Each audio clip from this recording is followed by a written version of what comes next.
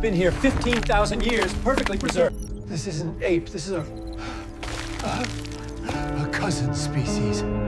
I found a Bigfoot body frozen in the Alaskan permafrost in 1997, and what the government did after they discovered my secret still haunts every breath I take.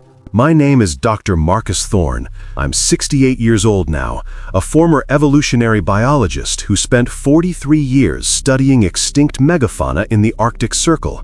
But nothing in my decades of research prepared me for what I pulled from the ice that February morning, and nothing could have prepared me for the choice I would face when they came for it. This is the story of how I discovered proof that Bigfoot not only existed, but that they were far more human than we ever imagined, and why that discovery became the most dangerous secret I ever kept. The wind was howling at 60 miles per hour when I first saw the outline. It was February 14th, 1997, Valentine's Day, though romance was the furthest thing from my mind as I trudged through waist-deep snow in the Brooks Range, approximately 230 miles north of Fairbanks. I'd been tracking a permafrost slump, a massive ground collapse caused by melting ice, hoping to recover mammoth remains for the University of Alaska's paleontology collection. The temperature had dropped to 42 degrees below zero, and my breath crystallized instantly in the Arctic air, each exhale creating tiny ice particles that hung suspended like frozen ghosts before falling to the ground. I'd been alone in that desolate wilderness for 6 days, my only companions the occasional raven and the constant oppressive silence that only the Arctic can produce. The slump itself was enormous, a 100-foot-wide crater where the ground had simply given way, exposing layers of ice and sediment that hadn't seen daylight in thousands of years. I'd been systematically photographing and cataloging the exposed strata when I noticed something that made my heart stop. Embedded in the ice wall, approximately 30 feet down from the surface, was a shape that didn't belong. At first, I thought it was a bear, maybe a preserved grizzly from the Pleistocene, but as I rappelled down to get a closer look, clearing away the frost with my gloved hands, I realized this was nothing I'd ever seen in any fossil record. The body was massive, at least 8 feet tall, positioned in a fetal curl as if it had died trying to conserve heat.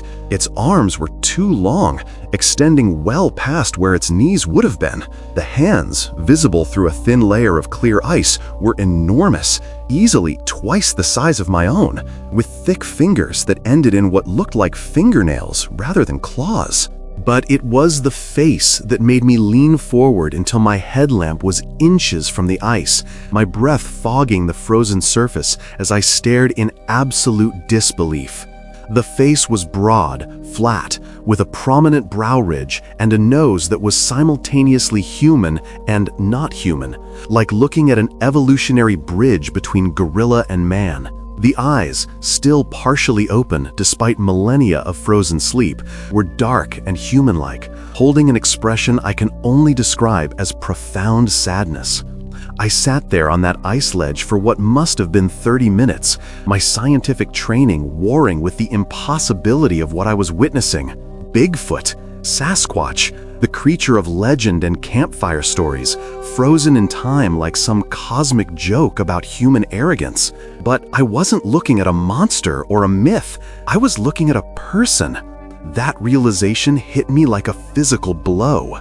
This being, whatever it was, had died alone in the frozen wilderness and had been entombed here for God knows how long, waiting for someone to find it. And that someone, purely by chance, was me. The preservation was extraordinary, far better than any Ice Age specimen I'd encountered. The permafrost had kept everything intact. The hair, the skin, the facial features, all frozen in perfect detail. I could see individual strands of reddish-brown hair covering the body, longer around the head and shoulders, shorter on the torso and limbs. The musculature was incredibly developed, suggesting phenomenal strength. But what struck me most was how human it appeared. This wasn't some primitive ape. The skeletal structure visible beneath the skin suggested upright posture, bipedal locomotion, hands designed for tool use. This was a hominin, a member of the human family tree, as surely as Neanderthals or Denisovans had been. Except this species had somehow survived into relatively recent times and then vanished, leaving only legends and occasional sightings that science had always dismissed. I knew immediately that I faced a choice that would define the rest of my life. I could report this discovery, call in the university, notify the proper authorities, and watch as this magnificent being was dissected, analyzed, put on display, reduced to a specimen number in some climate-controlled vault. Or I could keep it secret, at least for now, at least until I understood what I was really dealing with. The scientist in me screamed to follow protocol. The human in me, looking at that sad, frozen face, felt an overwhelming need to protect it from the circus that would inevitably follow its revelation. But there was something else, something I couldn't quite articulate in that moment, a feeling, a premonition maybe, that this discovery was dangerous, that revealing it would bring consequences I couldn't foresee. So I made my decision. I would extract the body myself, document everything, study it privately, and only then decide what to do with the information. Looking back now, I understand that my hubris in that moment set everything else in motion. I thought I could control the secret. I thought I could protect it. I was wrong on both counts. It took me 3 days to carefully excavate the body from the ice wall. I worked with hand tools, meticulously chipping away the frozen matrix, terrified of damaging the remains. The permafrost was solid as concrete, and every swing of my ice axe felt like a violation. I documented everything with my camera, taking hundreds of photographs from every angle, measuring, noting, recording field observations in my journal. The creature, I estimated, had been frozen for at least 15,000 years, possibly longer, based on the depth and geological context of the ice layer. That would place its death during the late Pleistocene, the end of the last ice age. When I finally freed the body from its icy tomb, I wrapped it carefully in thermal blankets and strapped it to my equipment sled. It weighed at least 600 pounds, dead weight that made every step back to my base camp an exhausting ordeal. But I couldn't risk calling for helicopter extraction, couldn't risk anyone else seeing what I'd found. So I hauled it myself, one agonizing mile at a time, through the frozen wilderness, my muscles screaming, my lungs burning in the frigid air, knowing that I was crossing a line from which there would be no return. The journey back to camp took me 7 hours. 7 hours of dragging that impossible weight through snow that sometimes reached my waist, fighting against wind that tried to push me backwards with every step. My thermal suit was soaked with sweat despite the sub-zero temperatures, and ice had formed on my beard and eyelashes, making it difficult to see. But I couldn't stop, couldn't rest, because with every passing hour, I became more paranoid that someone would find me, that a satellite would capture an image of me dragging this massive form across the tundra, that somehow the secret would escape before I'd had time to understand what it meant. I thought about my wife, Catherine, back in Fairbanks. We'd been married for 32 years, and I'd never kept a significant secret from her in all that time, but I knew I couldn't tell her about this.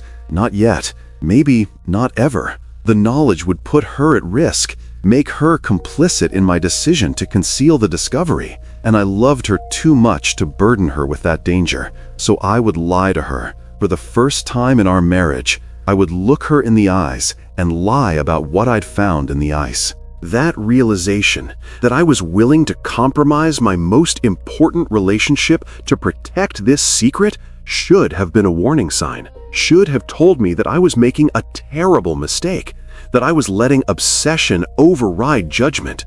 But in that moment, dragging that frozen giant across the Arctic wasteland, I felt only a fierce protective determination. This being had trusted me in some strange way by allowing itself to be found, and I would not betray that trust by letting it become a spectacle. When I finally reached my base camp, the sun was setting, painting the snow in shades of orange and purple that seemed almost obscene in their beauty. I felt like I was smuggling a body, which I suppose I was, though not in the criminal sense. I was smuggling evidence of the impossible, proof of something that would shatter humanity's understanding of itself. And I was doing it alone, in the failing light, with hands so cold I could barely feel my fingers anymore. I managed to set up the cold storage area, using the natural refrigeration of the Arctic climate to keep the body frozen while I planned my next steps. But before I covered it completely, I sat beside it for a long time, just looking at its face. In the golden light of sunset, it looked almost peaceful, as if it were simply sleeping rather than dead for 15 millennia. I found myself talking to it, which I know sounds insane, but the isolation and the enormity of what I'd discovered had pushed me beyond normal behavior. "I'm sorry," I said to that frozen face. "I'm sorry I disturbed your rest. I'm sorry for whatever killed you, for whatever pain you felt at the end. I'm sorry that your people are gone, or hiding, or dying out in the wilderness while we remain ignorant of their existence. I'm sorry that I'm going to study you, violate your privacy, take pieces of you for analysis. But I promise you this, I will not let you become a freak show. I will not let them make you into a monster. You were a person, and you deserve to be remembered as such." The wind howled across the tundra, the only response to my one-sided conversation. But I felt better for having said it, felt like I'd made some kind of covenant with the being in my care. Whatever I learned from studying it, I would use that knowledge to honor its memory and protect its living relatives, if any existed. That was my promise, made in the failing light of an Arctic sunset, with frostbite burning in my fingers and exhaustion pulling at every muscle. That night, I barely slept. Every sound seemed amplified in the darkness, every creak of ice or groan of wind making me jolt awake, certain that someone had found me, that my camp was surrounded, that men in dark suits were coming to take everything away. But morning came without incident, and I began the slow, careful process of allowing the body to thaw. I'd done this before with mammoth specimens, with ancient bison and other Pleistocene megafauna, but this was different. This wasn't just tissue and bone. This was a person, frozen at the moment of death, and as the ice melted away, I was essentially witnessing the last moments of their existence in reverse. The expression on the face became clearer, the texture of the skin more apparent, the details of the hands and feet emerging like a photograph developing in a darkroom. What struck me most during those days of careful thawing was how familiar it all seemed. Yes, this being was massive, far larger than any modern human. Yes, the proportions were different, the musculature more developed, the hair covering more extensive. But remove those surface differences, and you were left with something that was fundamentally, undeniably human. The way the fingers curled slightly in death. The way the face, relaxed now that the ice had released its grip, showed traces of what might have been a gentle personality. The way the body had been positioned, curled as if seeking warmth, suggested not just biological reflexes, but conscious awareness of comfort and discomfort, of suffering and the desire for it to end. I found myself thinking about its last hours. How had it died? The position suggested hypothermia, but what had led to that? Had it been injured, sick, separated from its family group? Or had it been old, at the end of a natural lifespan, choosing to find a quiet place to die alone? So many questions, and the frozen body could only answer some of them. On the fourth day of thawing, I noticed something that made my heart race.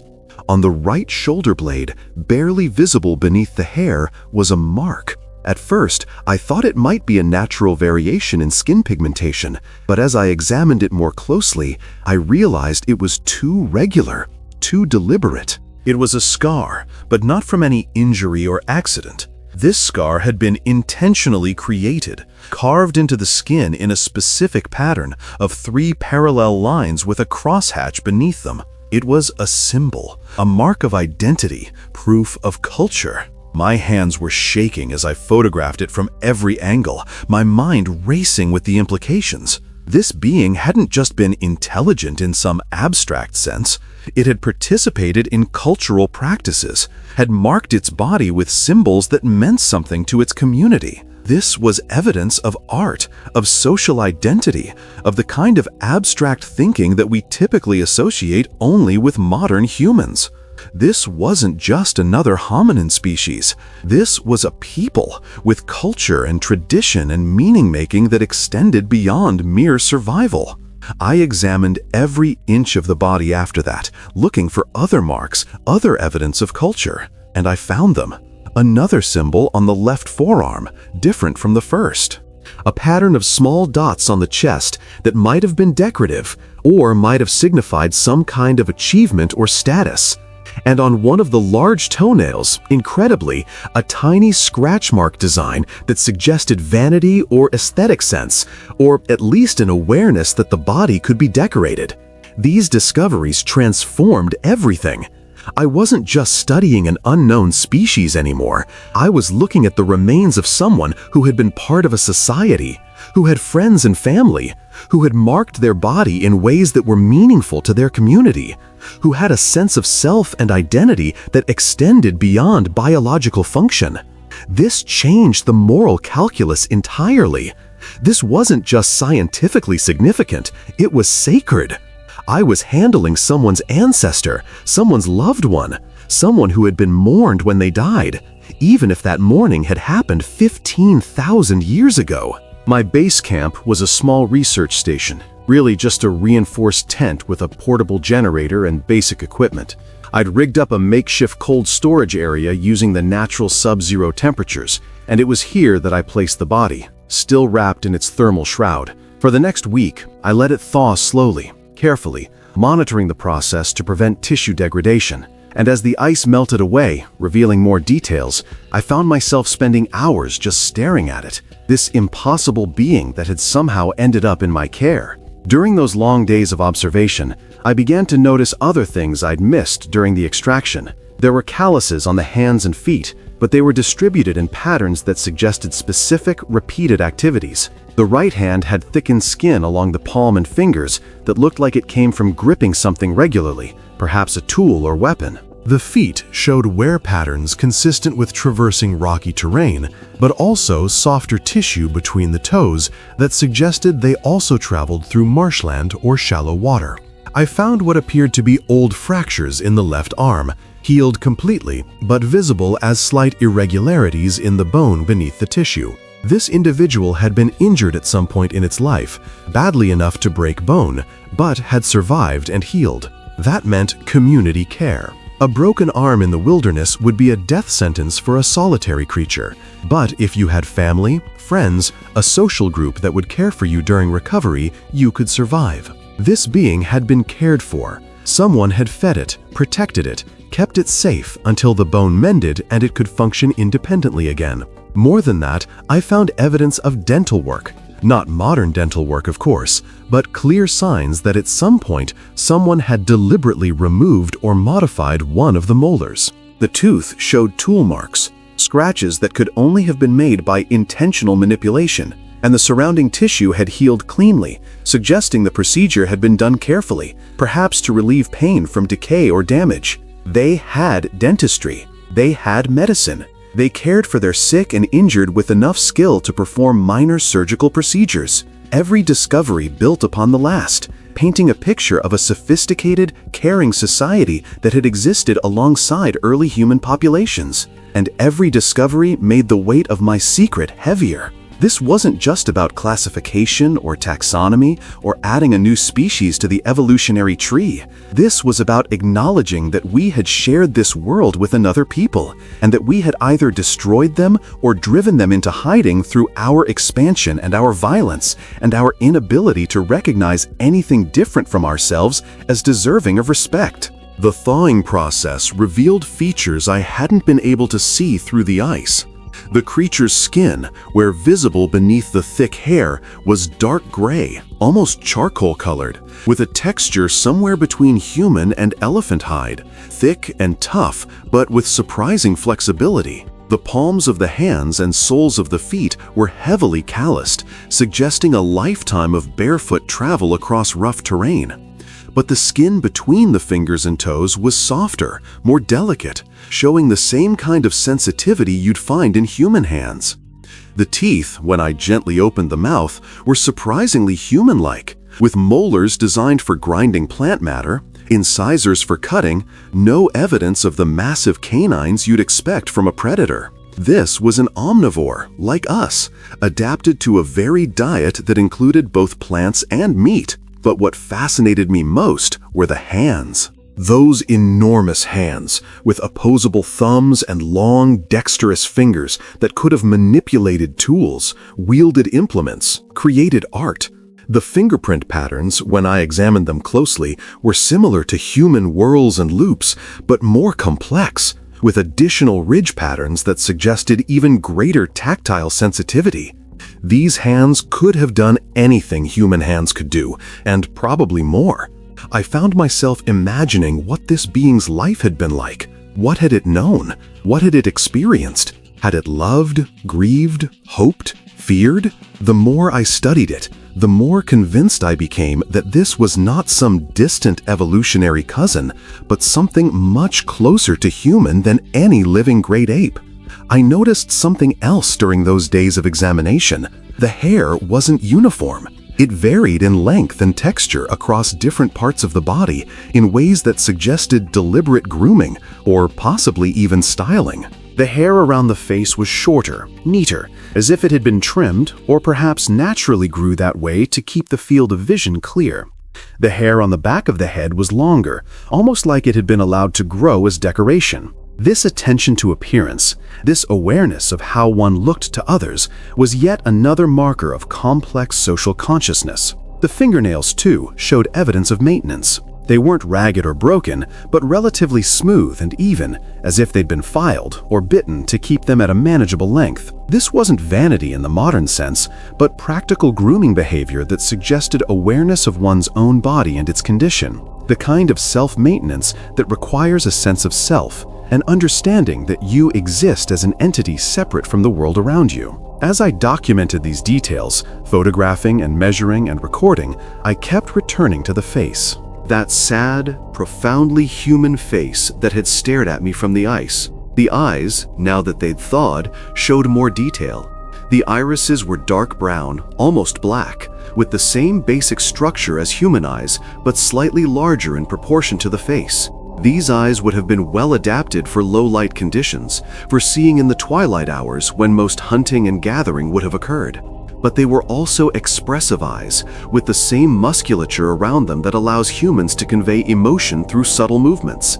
This being could have smiled, frowned, shown surprise or fear or joy through facial expressions that others of its kind would have understood and responded to. The more I studied, the more I became convinced that I wasn't looking at evidence of a lost species, but at the physical remains of someone's loved one, someone who had been missed when they died, mourned by a family that had no way to preserve their memory except through the oral traditions and cultural practices of their people. And I was violating that memory, cutting pieces from the body, examining it with the clinical detachment of science when what it deserved was the reverence we'd show to any human remains. But I had to know, had to understand what I was really dealing with. So on the 10th day, I made the decision that would change everything. I took tissue samples, small biopsies from different parts of the body, muscle, skin, hair follicles, even a tiny fragment of bone from a finger. I packaged these samples carefully, labeling them with false information, claiming they were from an unidentified bear species. Then I sent them to 3 different laboratories for DNA analysis, using prepaid shipping with no return address. I knew I was taking a massive risk. If anyone discovered what these samples really were, the questions would be immediate and impossible to answer. But I had to know. I had to understand what I was really dealing with. The wait was excruciating. 3 weeks passed before the first results came back, sent to a post office box I'd rented under a fake name. I opened the envelope in my truck, parked in a Fairbanks shopping mall parking lot, my hands shaking so badly I could barely tear the paper. And what I read made my blood run cold. The DNA analysis was impossible. The samples showed a genome that was 98.7% identical to modern human DNA, closer than chimpanzees, closer than any known great ape. But there were differences, significant ones in specific gene sequences related to cold adaptation, muscle development, and neurological function. The lab technician had written a note on the report, clearly confused. Quote, "These results are highly unusual. The sample appears to be from a human population with extreme morphological adaptations not found in any known ethnic group. Recommend resampling to rule out contamination." End quote. The second lab's results arrived a week later, with similar findings. But this report included something else, a comparative analysis that made my hands go numb. The DNA showed evidence of interbreeding with modern humans at some point in the distant past, similar to the genetic legacy left by Neanderthals in the European genome. Whoever or whatever this species was, they had mated with our ancestors. Their genes were likely still carried by some human populations today. The third lab never sent results. Instead, I received a visit. It was a Tuesday morning in late March, almost 2 months after I'd found the body. I was back at my university office in Fairbanks, trying to maintain the appearance of normalcy when 2 men in dark suits walked through my door without knocking. They didn't introduce themselves, didn't show identification. The taller one simply closed the door behind them and said, "Dr. Thorne, we need to talk about the samples you sent to GeneTech Labs." My heart stopped. GeneTech had been the third laboratory, the one that never sent results. I tried to maintain my composure, buying time. "I'm sorry, I think there's been some mistake. I send samples to many labs as part of my research." The shorter man, with cold gray eyes that reminded me of Arctic ice, placed a photograph on my desk. It was a photo of the body, my photo, one I'd taken during the excavation. They'd somehow accessed my personal files, my camera, my private research. "Dr. Thorne," he said quietly, "let's not waste each other's time. We know what you found. We know where you found it. And we know it's currently stored at your research station in the Brooks Range. What we need to understand is what you plan to do with this information." The room felt like it was closing in. "Who are you?" I managed to ask. "We represent certain government interests concerned with matters of national security," the tall one said. "The existence of an unclassified hominin species on U.S. territory raises significant questions about land use, indigenous rights, environmental protection, and public stability. Your discovery, if made public, would cause considerable disruption." "Disruption?" I repeated, my voice hollow. "You're talking about proof that another human species existed alongside us into relatively recent times. This is the most significant anthropological discovery in history, which is precisely why it cannot be made public," the gray-eyed man said. "Dr. Thorne, you're a respected scientist. You understand the implications. Religious groups would be in upheaval. Environmental regulations would be weaponized. Every piece of federal land would become a potential habitat requiring protection. The economic impact alone would be catastrophic. And that's before we consider the other issue." "What other issue?" I asked, though part of me already knew the answer. The tall man leaned forward. "Dr. Thorne, your specimen is 15,000 years old, which means it's dead and has been for a very long time. But what if there are others? What if they're not all dead? What if there's a living population out there that we've been systematically encroaching upon for centuries? Do you understand what would happen if that became public knowledge? The lawsuits, the protests, the demands for land repatriation? The United States government cannot afford to acknowledge the existence of another human species on its territory. Not now, not ever." The weight of his words settled over me like a physical thing. They weren't here to confiscate my research. They were here to silence it, and to silence me. "What do you want?" I whispered. "Your cooperation," the gray-eyed man said.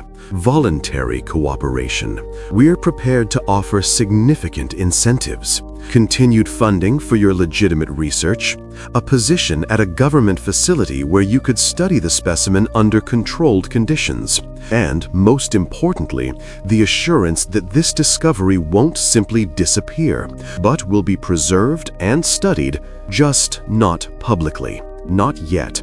Perhaps not in our lifetimes. And if I refuse? The silence that followed was answer enough. The tall man stood, straightening his suit. Dr. Thorne, men in our line of work don't make threats. We simply explain realities. You've stumbled upon something that multiple presidential administrations have worked to keep contained. There have been other discoveries over the years, other bodies, other evidence. All of it has been quietly secured.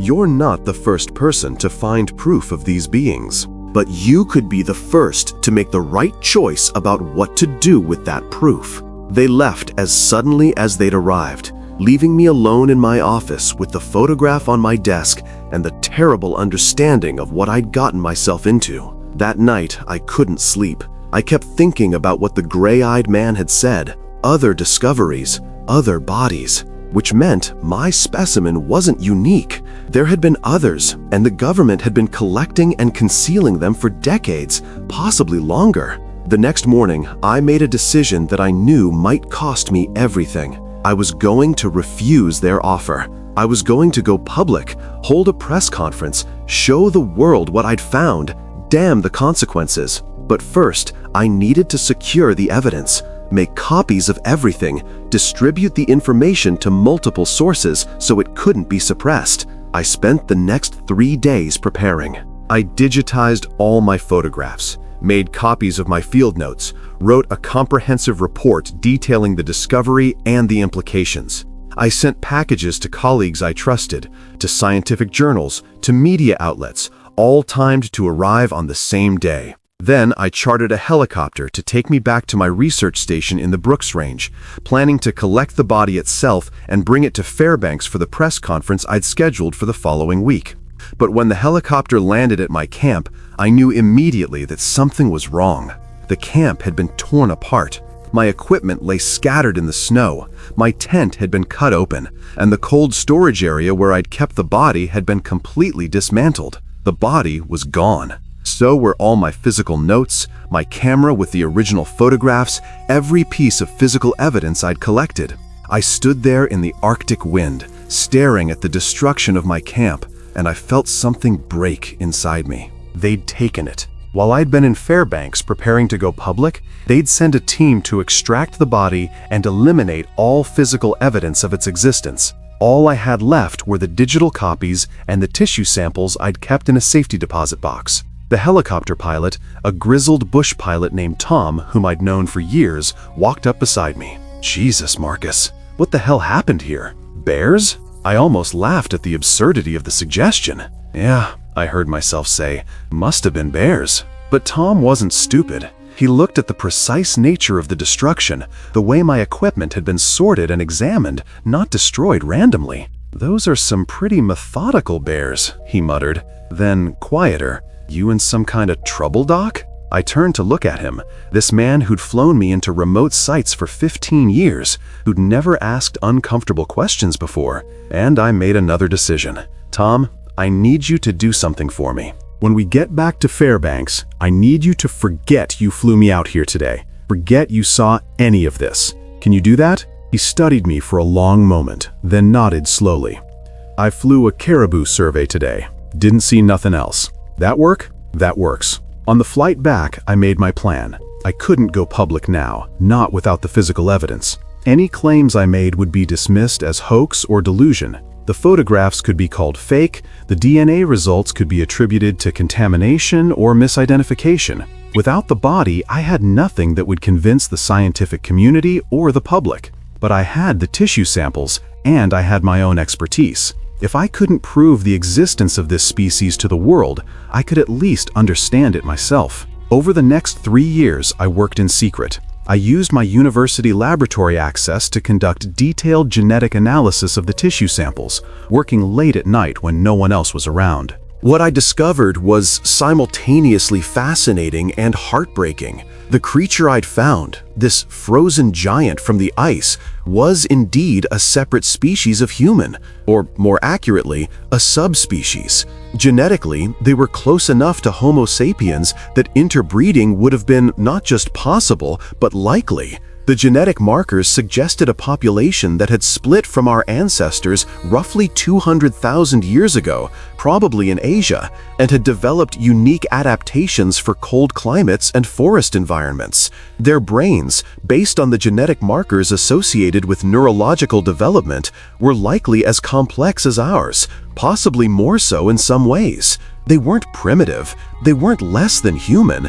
They were simply different, adapted to a different ecological niche, following a different evolutionary path that had somehow allowed them to survive in remote wilderness areas while avoiding contact with the expanding human population.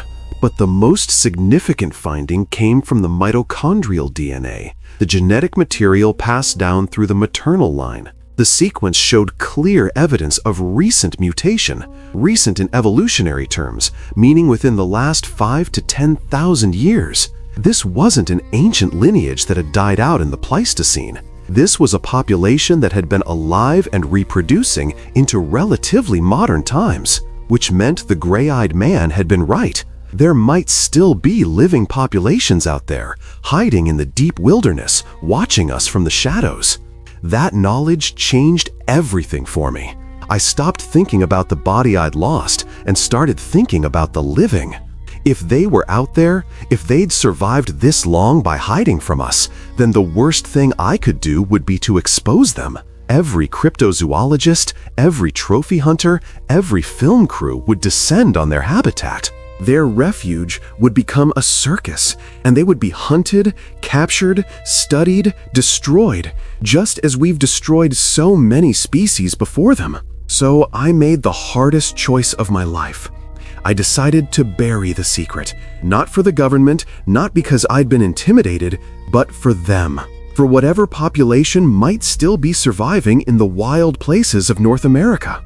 I destroyed my research notes, erased my digital files, and sent letters to everyone I'd mailed information to, claiming it had all been an elaborate hoax, a moment of academic insanity I deeply regretted. Most people believed me. Some suspected I'd been pressured to recant, but without evidence, there was nothing they could do. I kept only one thing, a single tissue sample, stored in liquid nitrogen in a facility that doesn't ask questions, with instructions that it should be held for 50 years after my death before being released to the scientific community. By then, I figured, maybe humanity would have evolved enough to treat such a discovery with the respect and caution it deserved. Or maybe by then, it wouldn't matter anymore. Maybe the species would be truly extinct, and the sample would be nothing more than a genetic ghost of something we'd failed to protect while it still lived. But the story doesn't end with my decision to remain silent, because 3 months after I'd buried my research and tried to return to normal life, I received a package at my home. There was no return address, no note, just a manila envelope with a single photograph inside. When I pulled it out, my hand started shaking so badly I almost dropped it. The photograph showed a family, a male, a female, and 2 juveniles standing in what looked like a remote forest clearing, illuminated by moonlight. They were covered in hair, massively built, with the same basic proportions I'd seen in my frozen specimen. But these creatures weren't frozen. They weren't ancient history. They were alive, photographed with a modern camera. The date stamp showing it had been taken just 6 weeks earlier, somewhere in the Pacific Northwest, based on the distinctive old-growth cedars in the background. On the back of the photograph, written in precise block letters, was a single sentence: "They trust you to keep their secret." I don't know who sent that photograph. I don't know if it was the government trying to reinforce their message, or if it was someone else, maybe a researcher or a military pilot or a forest ranger, someone who'd also encountered these beings and understood what was at stake. But the message was clear. There were living populations. They were out there. And my silence wasn't just about protecting my career or avoiding government persecution. It was about protecting them from us. from our cameras and our guns and our insatiable need to categorize and control everything we encounter. I kept that photograph in my wallet for 15 years, looking at it whenever I doubted my decision. The image became creased and faded, but I never forgot the details. The way the female held the smaller juvenile close to her side, the protective stance of the male, massive and intimidating, but somehow gentle in the way he touched the other young one's shoulder. They were a family. They had social bonds, parental care, the same fundamental need for connection that defines humanity. And they were hiding, had been hiding for thousands of years, trying to survive in a world that had no room for them. I'm 68 years old now, and I know I don't have many years left. My heart has been failing, slowly but steadily, and the doctors tell me I probably have 2, maybe 3 years before it gives out completely. Which is why I'm finally telling this story, recording it for posterity, even though I know the consequences it might bring. Because I've realized something important over these decades of silence. The secret isn't mine to keep forever.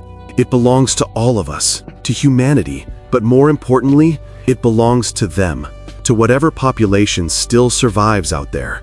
My silence protected them for a time, but silence can also lead to extinction. If we don't know they exist, we can't protect their habitat. We can't adjust our behavior to minimize conflict. We can't make conscious choices about how we expand our civilization into the remaining wilderness areas. We're destroying their world through ignorance, which might be just as fatal as destroying it through malice. So here's what I want you to know, whoever hears this recording. The body I found in 1997 was real. The DNA results were accurate. There is, or was, another human species sharing this continent with us, adapted to the deep wilderness, intelligent and aware, hiding from us because we've given them every reason to fear us. The government knows about them, has known for decades, and has been actively suppressing evidence of their existence for reasons of political and economic expediency. If any population still survives, and I believe some do, they need our protection more than they need our exposure. They need vast, undisturbed wilderness areas where they can live without human interference. They need us to stop our relentless expansion into every remaining wild place on this continent. They need us to be better than we've been, to recognize that other forms of sentient life have as much right to exist as we do, even if they're not like us, even if acknowledging them is inconvenient or costly. I've spent 27 years living with this secret, and it's been the heaviest burden I've ever carried. Heavier than any scientific responsibility, heavier than any moral obligation I've felt in my career. Because every time I see news of another forest being cleared, another wilderness area being opened for resource extraction, another remote mountain valley being developed, I think about them. I wonder if that was habitat they needed. I wonder if we've just pushed them closer to extinction with our ignorance. The frozen body I pulled from the Alaskan ice was just one individual from one population that died 15,000 years ago, but it represented something much larger, evidence that human evolution took multiple paths, that we are not alone in our capacity for thought and feeling and culture. And that revelation, that profound shift in how we understand ourselves and our place in the natural world, is something the world needs to know, even if it's uncomfortable, even if it challenges everything we believe about human uniqueness. I don't know what will happen when this recording is made public. Maybe nothing. Maybe people will dismiss it as the ravings of an old man seeking attention in his final years. Maybe the government will move quickly to discredit me, to explain away the evidence, to maintain their decades-long cover-up. Or maybe, just maybe, someone will listen. Someone with the resources and the determination will go looking for the truth, and they'll find it. They'll find the evidence I couldn't preserve, or, better yet, they'll find the living populations that still survive. If that happens, I have one request. Treat them with respect. Recognize them as kin, as fellow travelers on this evolutionary journey, deserving of dignity and autonomy. Don't capture them, don't cage them, don't reduce them to specimens in a zoo or subjects in a laboratory. Protect their habitat, give them space, and let them choose their own relationship with us. They've been hiding for thousands of years. Maybe it's time we proved worthy of their trust instead of confirming their fears. The photograph the government men left on my desk is still in my files. The tissue sample still exists in its frozen storage. The DNA sequences are documented in encrypted files that will be released after my death. The truth is there for anyone willing to look, anyone willing to believe that the world still holds mysteries, that not everything has been discovered and cataloged and explained. I pulled a Bigfoot body from the Alaskan ice in 1997, and it changed my life in ways I never could have predicted. It cost me my reputation, my peace of mind, and decades of living with an impossible secret. But it also gave me something precious, the knowledge that we are not alone, that the world is stranger and more wonderful than we imagine, and that some things are worth protecting, even at great personal cost.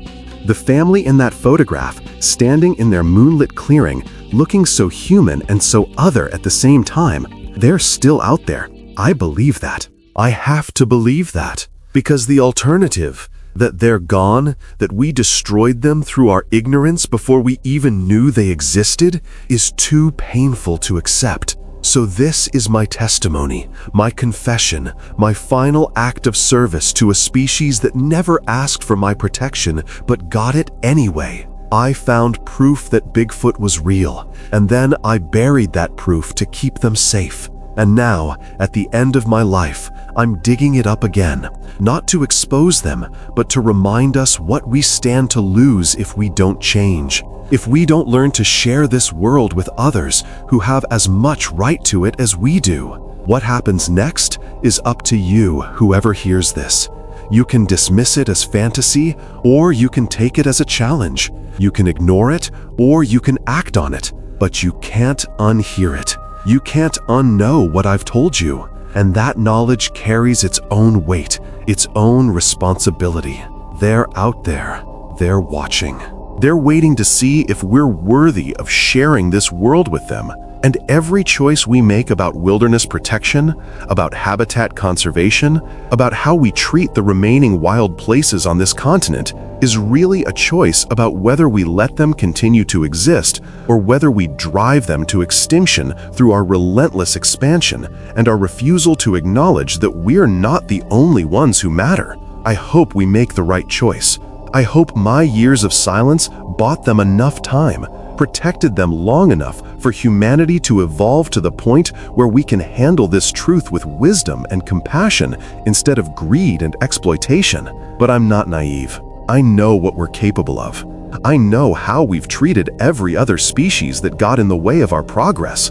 The Bigfoot body I found frozen in Alaska was the most important discovery of my career and the most dangerous. And what the government did, what I did, what all of us did in response to that discovery will define whether that species survives or vanishes forever. That's the real terror of this story, not the creature in the ice, but us. What we do when we find something precious and vulnerable, whether we protect it or destroy it. And that choice, ultimately, is terrifying because we still don't know which path we'll take. We still don't know if we're capable of being better than our history suggests. The frozen giant I pulled from the permafrost can't tell us anymore. He died thousands of years ago, preserved in ice, waiting for someone to find him. But his descendants are still out there, still hiding, still hoping that maybe, somehow, they can survive us.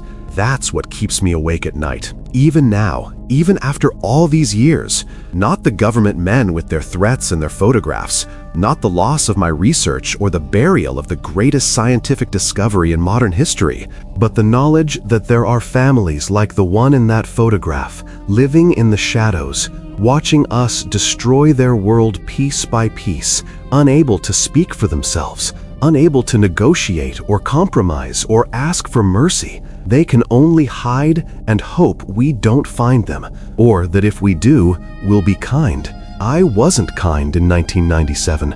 I was curious, ambitious, scientific. I pulled a body from its rest and violated its peace in the name of knowledge. And maybe that was necessary. Maybe that's what led to understanding, to respect, to the choice I made to protect the living members of that species. But it was still a violation. It was still taking something that wasn't mine to take. And now I'm violating their privacy again by telling this story, by revealing their existence to anyone who listens to this recording. But I'm old, and I'm dying, and I can't take the secret with me to the grave without giving you the chance to do what I couldn't, to acknowledge them, to protect them, to prove that humanity is capable of wisdom as well as destruction. The Bigfoot body was found frozen in Alaska. The government came for it, took it, buried the evidence, maintained their cover-up. But they couldn't take the memory. They couldn't take what I learned in those weeks of study, and they couldn't take the hope that maybe, just maybe, we can still save what's left of them.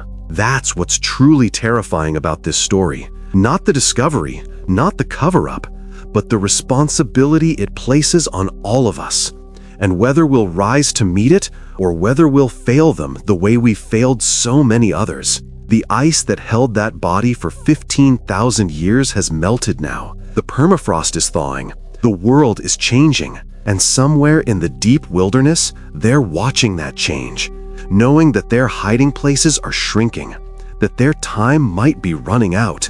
They've survived for so long by staying hidden, by avoiding us at all costs. But you can't hide forever. Eventually, the world catches up to you. I hope that when it does, when we finally have to acknowledge their existence because we can no longer avoid the evidence, I hope we treat them better than I fear we will. I hope we prove worthy of being called human by recognizing the humanity in others, even when they don't look like us, even when acknowledging them costs us something. That's my final message, my last testimony. The body is gone, the evidence is scattered, but the truth remains. And the question of what we do with that truth, that's what will define us as a species. That's what will determine whether we deserve to inherit this earth, or whether we're just another extinction-level event, destroying everything in our path until there's nothing left but us. They're out there. They're real. And they need us to be better than we've ever been. That's the terrifying truth I've carried for 27 years, and now I'm passing it to you. What you do with it, that's your choice, your responsibility, your chance to prove that humans can be more than conquerors, that we can be guardians too. The frozen body in the Alaskan ice was a messenger from the past, a warning from 15,000 years ago. But the living families in the forest are messengers from the present, a test of what we'll do with the future. And I pray, with whatever time I have left, that we pass that test, that we choose protection over exploitation, that we choose coexistence over extinction. Because if we don't, if we fail them the way I fear we will, then the body I found won't be the last. It will just be the first of many frozen monuments to our failure to recognize that we were never alone, and that our actions have consequences beyond our own species. That's the story, that's the truth, and that's the burden I'm finally releasing, passing it on to you, to anyone who will listen, to anyone who will act. The Bigfoot body was real. The cover-up was real. And the living populations, hiding in the shadows, praying we don't find them, they're real too. What happens next is up to us, and God help us if we make the wrong choice. That night, I sat in my home office, Catherine asleep upstairs, and I stared at that business card for hours. The phone number seemed to pulse with menace, a portal to a world I'd never wanted to enter. A world of secrets and cover-ups and people who disappeared when they became inconvenient. I thought about calling, thought about surrendering, accepting their offer, taking the path of least resistance that would keep me safe and employed and alive. But every time I reached for the phone, I'd see that frozen face in my mind, those sad, intelligent eyes, the cultural markings on the skin, the healed fractures that spoke of community care. The evidence of medicine and grooming and art. This wasn't just a specimen.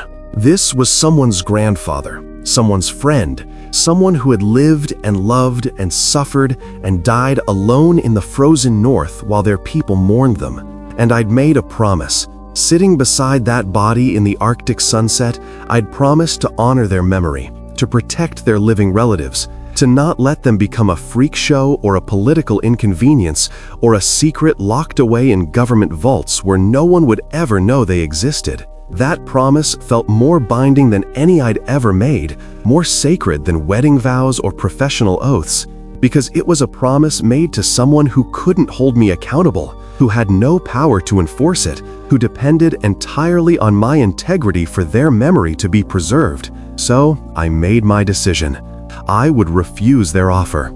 I would go public with everything, hold a press conference, show the world what I'd found, and let the chaos sort itself out. Let the religious groups struggle with the implications. Let the corporations file their lawsuits. Let the social order wobble and adjust and find a new equilibrium that acknowledged the truth instead of building on a foundation of calculated ignorance. But I knew I had to be smart about it. They'd be watching me now, monitoring my communications, tracking my movements. If I tried to go public the obvious way, they'd shut me down before I could get the first word out. So I needed to distribute the evidence widely, quickly, simultaneously, to so many sources that they couldn't suppress them all. I needed to create an information bomb that would detonate everywhere at once, leaving no time for damage control. I spent the next 72 hours in a frenzy of preparation. I digitized everything, every photograph, every measurement, every note from my field journal. I wrote a comprehensive report, 60 pages, detailing the discovery, the excavation, the analysis, the DNA results, everything. I prepared packages with copies of all this material and addressed them to colleagues at universities across the country, to editors at major scientific journals, to investigative journalists at newspapers and television networks, to cryptozoology organizations that I'd always privately dismissed as fringe, but who would now be vindicated in ways they'd never imagined. I timed everything carefully. All the packages would be mailed on the same day, with delivery scheduled for 3 days later. That would give me time to secure the body itself, bring it to Fairbanks where I could present it physically at the press conference I'd scheduled. I couldn't rely on documents and photographs alone. They'd claim it was a hoax, demand physical evidence, and I needed to be able to provide it. The body was the key. With the body, I could prove everything. Without it, I was just another crackpot with stories and pictures that could be dismissed as elaborate fabrications. On the 4th morning, I chartered a helicopter to take me back to my research station in the Brooks Range. Tom, the bush pilot, was the same one who'd flown me countless times before, a man I'd trusted with my life in some of the worst weather Alaska could throw at us. But this time, as we flew north over the endless white wilderness, I felt like I was flying toward my own execution, because I knew, with a certainty that made my stomach clench, that something had gone wrong. I could feel it in the cold air, in the silence of the tundra below, in the way the helicopter's engine noise seemed too loud, as if trying to drown out some terrible truth. When we landed at my camp, that terrible truth was waiting for me. The camp had been systematically destroyed, not vandalized with random violence, but methodically taken apart by professionals who knew what they were looking for.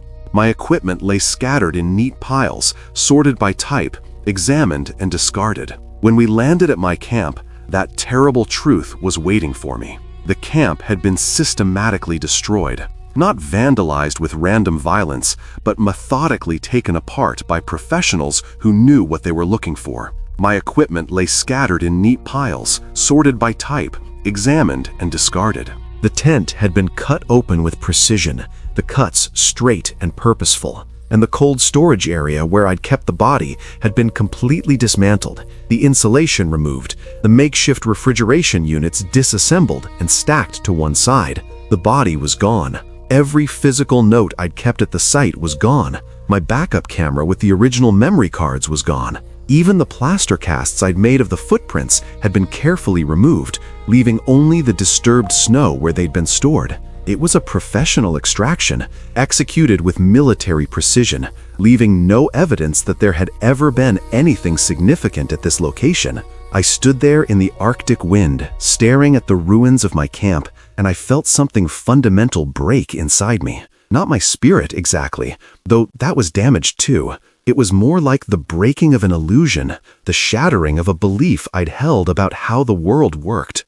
I'd thought that truth mattered, that evidence could prevail, that science and reason would triumph over secrecy and power. But standing in that destroyed camp, I understood that I'd been naive. Power trumped truth, authority trumped evidence, and I had neither. Tom walked up beside me, his weathered face grim as he surveyed the destruction. He didn't ask what had happened. He was too experienced in the ways of the wilderness and the people who moved through it to believe my camp had been torn apart by bears or weather. He simply said, "You need anything from here, Doc? Or should we head back?" I wanted to search the area, to look for any evidence they might have missed, any small piece of tissue or hair or documentation that could salvage something from this disaster. But I knew it was futile. If they'd been thorough enough to take the plaster casts, they'd been thorough enough to search for every scrap of evidence. And more than that, I knew they were probably watching right now, from a distance, making sure I understood the message.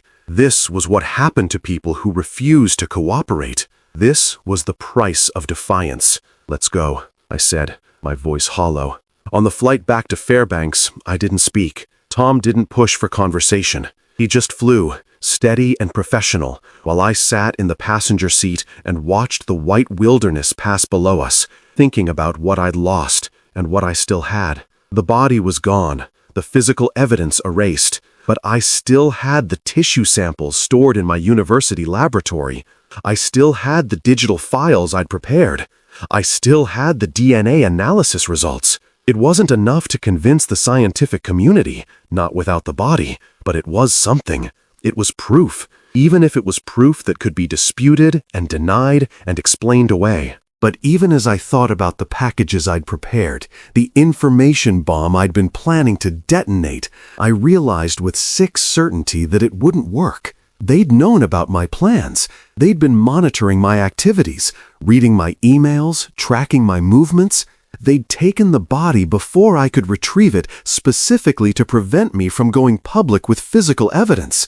And if they'd been that thorough in their surveillance, they'd know about the packages too. They'd intercept them, or if they couldn't intercept them, they'd discredit them, mount a coordinated campaign to destroy my reputation before the evidence could be seriously examined. I was outmaneuvered, out-resourced, outmatched in every way that mattered. And the worst part was that I'd done exactly what they'd predicted I would do. They'd probably been counting on me to refuse their offer, to try to go public, so they could shut me down and use my failure as an object lesson for anyone else who might find similar evidence in the future. I wasn't just beaten, I was a cautionary tale. When I got home that evening, I found Catherine in the kitchen, making dinner. The normalcy of the scene almost painful after what I'd been through. She took one look at my face and knew something was terribly wrong. "Marcus," she said, coming to me, her hands flour-covered from the bread she'd been making.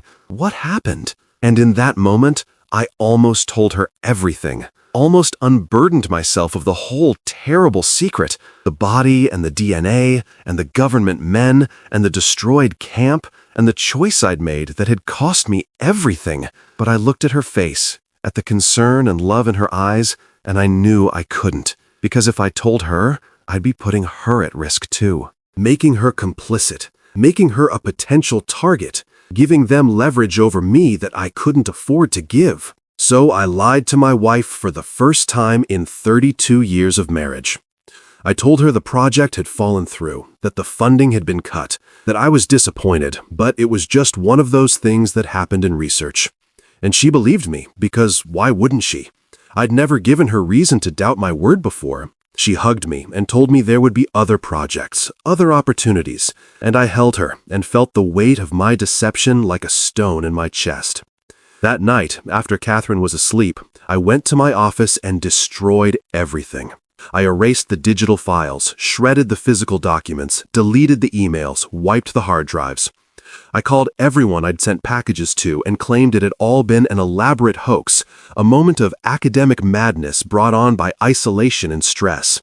Most people believed me, or at least pretended to.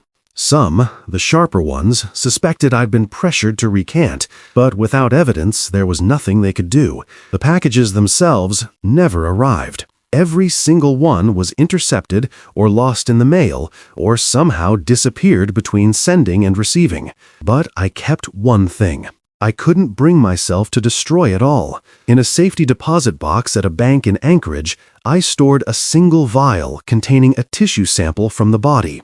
Just one small piece of frozen tissue, barely enough to extract DNA from, but enough. Enough to prove, someday, that what I'd found was real. I left instructions with my lawyer that the box should be opened 50 years after my death, its contents released to the scientific community when everyone involved in the current cover-up would be dead themselves, when the political and economic landscape might have changed enough to handle the truth.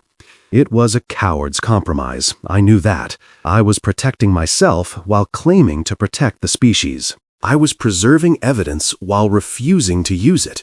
I was telling myself that someday someone would vindicate my discovery, while knowing that by then it might be too late, that whatever living populations existed might be extinct, that the information might come too late to do any good. But 3 months after I'd buried my research and tried to return to normal life, something happened that changed everything. I received a package at my home, delivered by regular mail, no return address, no identifying marks. Inside was a manila envelope, and inside that envelope was a single photograph that made my hands shake so badly I almost dropped it. The photograph showed a family, a male, a female, and 2 juveniles, standing in what looked like a remote forest clearing somewhere in the Pacific Northwest, judging by the massive old-growth cedars in the background. They were illuminated by moonlight or perhaps a low-light camera with infrared capability, their features clear and unmistakable. They were covered in hair, massively built, with the same proportions I'd seen in my frozen specimen. But these creatures weren't frozen. They weren't dead. They weren't ancient history. They were alive, photographed with modern equipment, the date stamp showing it had been taken just 6 weeks earlier. The image was grainy, but detailed enough to see the family dynamics at play. The female held the smaller juvenile close to her side, one massive arm wrapped protectively around the young one's shoulders. The male stood slightly forward, his posture protective, his hand resting gently on the other juvenile's head. And the expression on his face, even through the limitations of the photograph, even across the gulf of species difference, was unmistakably one of parental care, of love and protection, and the fierce determination to keep his family safe. On the back of the photograph, written in precise block letters that looked like they'd been made with a ruler to avoid handwriting analysis, was a single sentence: "They trust you to keep their secret." I stared at that photograph for hours, trying to understand who had sent it and why. Was it the government, trying to reinforce their message, showing me that living populations existed and that my silence was protecting them? Or was it someone else entirely? Maybe another researcher? Maybe a forest ranger or a military pilot or a wildlife photographer? Someone who'd also encountered these beings and understood what was at stake? Someone who knew that I'd found a body, who'd somehow discovered my identity despite the government's efforts to contain the information? I never found out who sent the photograph, and I've long since stopped trying to guess. What mattered was the message, not the messenger. They trust you to keep their secret, not the government's secret, their secret. The living population's secret. The choice to remain hidden that they'd made generations ago and that they continued to maintain through extraordinary effort and sacrifice. They were out there, watching us, avoiding us, trusting that we would remain ignorant of their existence because the alternative, being discovered, would mean the end of everything they were. And that changed the calculation completely. When I'd thought about going public before, I justified it as serving the greater good, as advancing human knowledge, as potentially helping whatever populations might still exist by forcing us to protect their habitat. But that photograph showed me the flaw in my reasoning. They didn't want our protection. They didn't want our awareness. They wanted to be left alone, to continue their existence in the margins of our civilization, in the gaps and wild places we hadn't yet consumed. Going public wouldn't help them, it would destroy them. Every wilderness area would become a spectacle, flooded with researchers and tourists and trophy hunters and film crews. Their hiding places would be exposed, their privacy violated, their way of life made impossible by the very attention that was meant to protect them. So I made a different choice. I decided to honor their trust instead of my ambition. I kept the secret not for the government, not because I'd been intimidated or threatened or bought off, but for them. For the family in the photograph, standing in their moonlit clearing, trying to survive in a world that had no room for them. For whatever other families existed, scattered across the remaining wilderness of North America, clinging to existence in the face of our relentless expansion. I kept that photograph in my wallet for 15 years, looking at it whenever I doubted my decision to remain silent. The image became creased and faded, the details slowly degrading from constant handling and the passage of time. But I never forgot what it showed me. A father protecting his children, a mother keeping her young one close, a family trying to live their lives in peace, away from our cameras and our guns and our insatiable need to categorize and control everything we encounter. Those 15 years were hard in ways I can't fully articulate.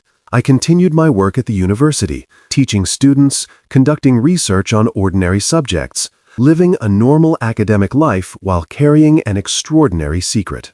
Sometimes I'd be in the middle of a lecture discussing mammalian evolution or Arctic ecology, and I'd see one of my students taking notes, completely unaware that their professor had held in his hands proof that would rewrite every textbook they were studying from. The weight of that disconnect between what I knew and what I could say, between the truth and the acceptable version of truth, was crushing. Catherine knew something had changed in me. She asked multiple times over those years what had happened on that last field trip to the Brooks Range. She could sense the burden I was carrying, the way I'd wake up in the middle of the night and sit in the dark, thinking about decisions I'd made and secrets I was keeping. But I never told her. Protecting her from the knowledge was the last gift I could give her, the last way I could keep her safe from the people who'd taken my discovery and the information they were so desperately trying to suppress.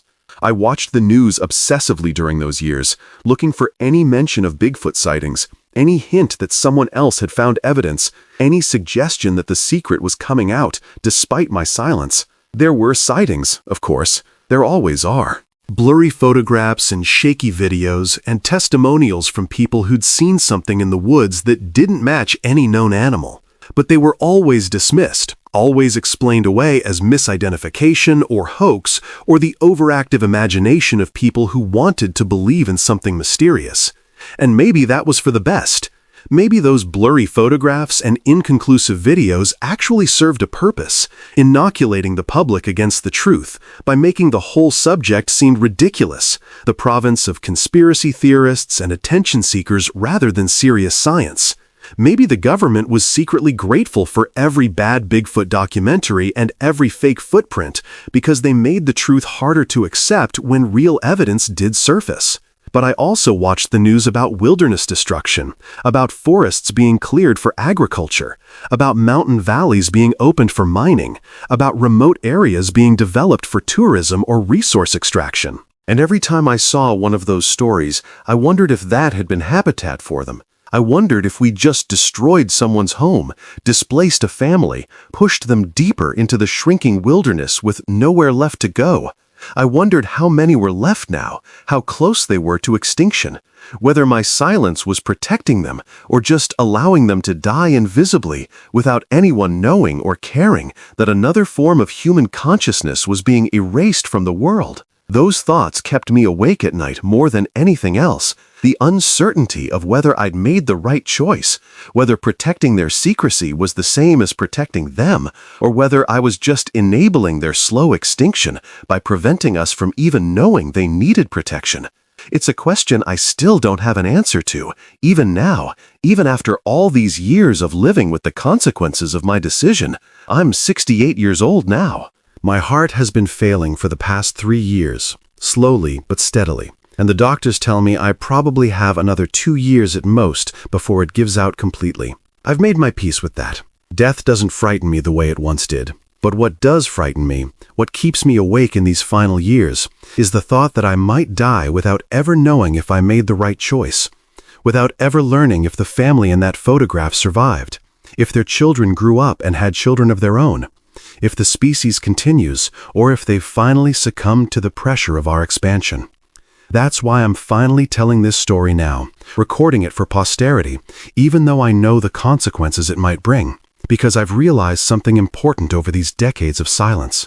The secret isn't mine to keep forever. It belongs to all of us, to humanity as a collective, but more importantly, it belongs to them, to whatever population still survives out there, if any still do, and they deserve better than to be forgotten, to be erased from history and memory, as if they never existed.